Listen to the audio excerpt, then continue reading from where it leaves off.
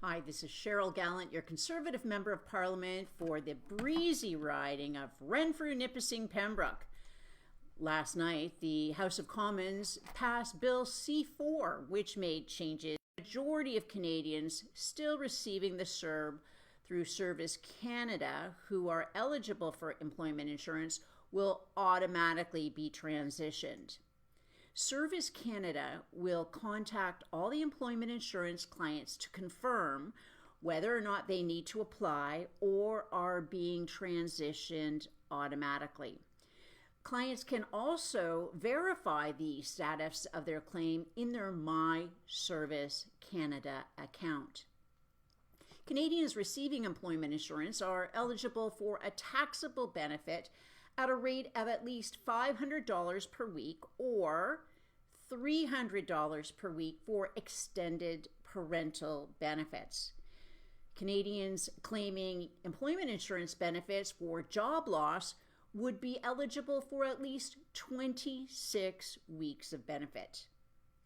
Returning to the employment insurance program will allow the claimants to benefit from the working while on claim rules. These rules allow claimants to keep receiving part of their employment insurance benefits and receive their earnings from work. In addition, employers will once again be able to make use of registered supplemental unemployment benefit plans, work sharing, for example, to provide the support for employees. The employment insurance program will also allow Canadians with 120 hours of insurable work or more to qualify by providing a temporary one-time credit of 300 insurable hours for those claiming employment insurance regular and the work-sharing programs. Canadians claiming the employment insurance special benefits, including maternity, parental, sickness, compassionate care, and family caregiver, will be provided with a temporary one-time credit of 480 insurable hours, provided they had accumulated 120 insurable hours prior to the lockdown. In light of the continuing pandemic, the waiting period will be waived for employment insurance sickness benefit claimants to encourage compliance with public health measures. The requirement to provide a medical certificate will also be waived for all sickness claimants. Canadians who will need to apply to Service Canada to access employment insurance benefits include the 900 series social insurance numbers holders, self-employed workers who receive benefits through Service Canada, and Canadians who received the CERB from the Canada Revenue Agency but could have 120 hours of insurable and meet other eligibility criteria. As is normally the case, Canadians become eligible for their first employment insurance payment at the end of the 2 weeks that they are out of work. This means, for example, that those switching from employment insurance to CERB effective September 27th, 2020, will be eligible for their first employment insurance payment as of October 11th. The new Canada Recovery Benefit is effective as of September 27th, 2020, and will run for 1 year. The Canada Recovery Benefit would provide a benefit amount of $500 per week for up to 26 weeks to workers who are not eligible for employment insurance, mainly the self-employed and those working in the gig economy, Uber drivers, for example. These individuals may still require income support if they continue to be unable to return to work due to COVID-19 or had their income reduced relative to the pre-COVID-19 pandemic. The benefit would be available to residents in Canada who are at least 15 years of age and have a valid social insurance number, have stopped working due to the COVID-19 pandemic and are available and looking for work, or who are working and have had a reduction in their self-employment or employment income for reasons related to COVID-19, are not eligible for employment insurance, had employment and or self-employment income of at least $5,000 in 2019 or in 2020, and have not quit their jobs voluntarily. Workers would apply after every 2-week period for which they're seeking income support and attest that they continue to meet the requirements. In order to continue to be eligible to receive the benefit, the claimant would need to look for and accept work when it is reasonable to do so. The benefit is taxable. To encourage claimants to return to work, they'd be able to earn income from employment and or self-employment while receiving the benefit, as long as they continue to meet the other requirements. However, to ensure that the benefit targets those who need it most, claimants would need to repay some or all of the benefit through their income tax return if their annual net income, excluding the Canada Recovery Benefit payment, is over $38,000. Claimants would need to pay 50 cents of the benefit for each dollar of their annual net income above $38,000 in the calendar year, to a maximum of the amount of benefit they received. This means that for a worker who received 10 weeks of the Canada Recovery Benefit in 2020 for a total of $4,000 would have to repay all of the benefit if their net income exceeded the threshold by $8,000. In this example, the worker would have had to repay the full benefit amount if their net income was greater than $46,000, not including the Canada Recovery Benefit in 2020. The new Canada Recovery Sickness Benefit will provide $500 a week for up to 2 weeks, effective September 27, 2020, for 1 year. And this is for workers who are unable to work because they are sick or they must self-isolate due to COVID-19. Now, this new benefit would provide up to 2 weeks of sick leave to all Canadians in the context of COVID-19. This benefit would be available to residents in Canada who are at least 15 years of age and have a valid social insurance number, workers employed or self-employed at the time of application, and workers who earned at least $5,000 in 2019 or in 2020.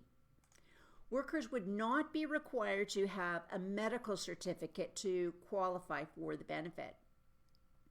Workers could not claim the Canada Recovery Sickness Benefit and receive other paid sick leave for the same benefit period. Workers would need to have missed a minimum of 60% of their scheduled work in the week for which they claim the benefit. Workers would apply after the 1 week period in which they're seeking income support and attest that they meet all the requirements, and the benefit would be taxable. The new Canada Recovery Caregiver Benefit would be effective from September 27, 2020 for 1 year and provide $500 per week for up to 26 weeks per household to eligible Canadians. The closure of schools and other daycare and day program facilities to prevent the spread of COVID-19 has meant that many Canadians have been unable to work because they've needed to provide care to children and support to other dependents who had to stay home. In order to be eligible for the Canada Recovery Caregiving Benefit, individuals would need to reside in Canada, be at least 15 years of age on the first day of the period for which they applied to the benefit, have a valid social insurance number, be employed or self-employed on the day immediately preceding the period for which the application is made, have earned at least $5,000 in 2019 or 2020, have been unable to work for at least 60% of their normally scheduled work within a given week because of one of the following conditions. They must take care of a child who is under 12 years of age on the first day of the period for which the benefit is claimed, because their school or their daycare is closed or operates under an alternative schedule for reasons related to the COVID-19 pandemic, or who cannot attend school or daycare under the advice of a medical professional due to being at high risk if they contract COVID-19, because the caregiver who usually provides care is not available for reasons related to the COVID-19 pandemic, or they must provide care to a family member who is living with a disability or a dependent because their day program or daycare facility is closed or operates under an alternative schedule for reasons related to COVID-19, and who cannot attend their day program or daycare or their care facility under the advice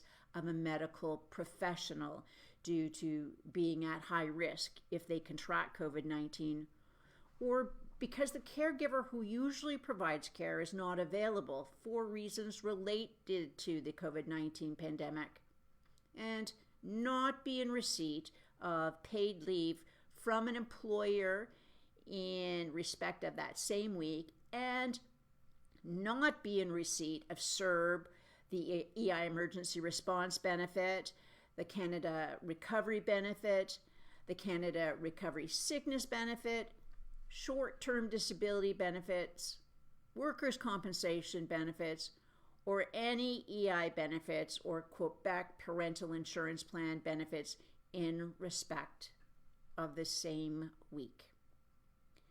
Workers would need to apply after the period in which they're seeking income support and attest that they meet all the requirements.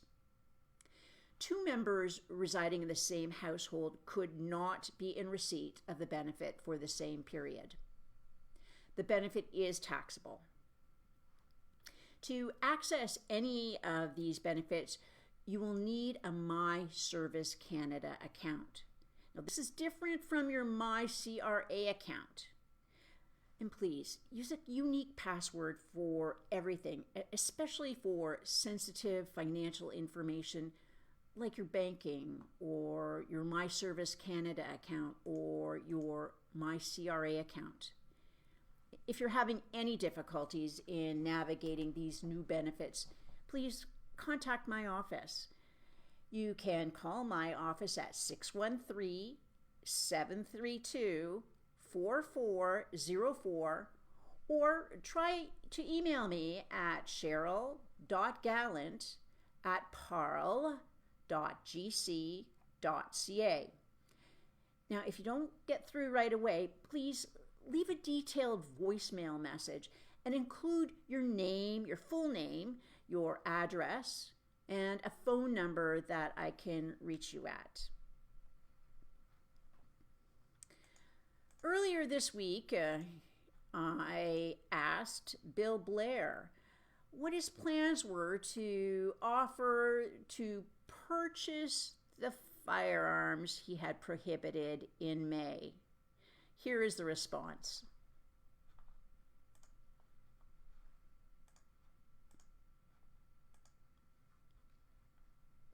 I asked the minister about the purchase program, and he repeated every Liberal talking point except for the one about having a purchase or buyback program.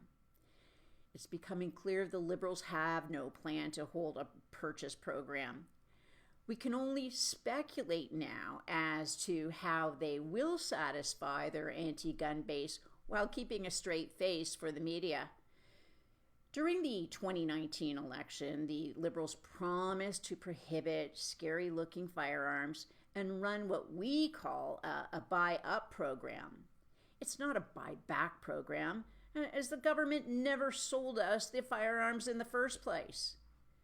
Then 2020 comes along and brings nothing but sadness and tragedy. The Liberals exploit the terrible events in Nova Scotia to push their agenda and prohibit firearms, which frighten Liberal voters. Except now, Canada is bleeding red ink and borrowing billions of dollars a day and it's promising to spend $500 million on firearms. Buying them back doesn't sound so appealing to Liberals. When the headlines hit August, the government was seeking to outsource the purchasing program, the buyback program, the way they tried to outsource a paid volunteer program through the We Charity scandal. The optics for the government got worse.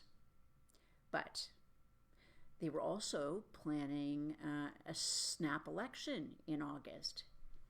If they held a snap election, they could drop the purchasing program promise. So they canceled the tender and threw the buyback talking point down the memory hole until the fall election. Problem is, all that talk of radical new spending started to sink the Liberals in the polls. Combined with rising positive test results, makes the plan to hold a snap election look less likely. Now they're stuck in government with a promise to purchase prohibited firearms, but no, if they go ahead, they'll just duplicate what happened in New Zealand. There, tens of millions of dollars were spent with only a fraction of the targeted firearms being turned in. The media will accuse them of failing to get the guns out of the streets, and voters will be upset at all the wasted money. My fear is the only way the Liberals can get out of the jam they're in between their anti-gun base and the media is to turn the buy-up program into a destroy-up program. I believe this government will require firearms owners in possession of the newly prohibited firearms to pay for the firearm to be brought to a gunsmith and disabled. That way, they appease the anti-gun lobby without scaring off fiscally responsible Canadians. We can only speculate now because the government won't answer my questions. Fortunately for all Canadians, Parliament is back, at least for now. Live from Ottawa, this is Cheryl Gallant, wishing you a good night.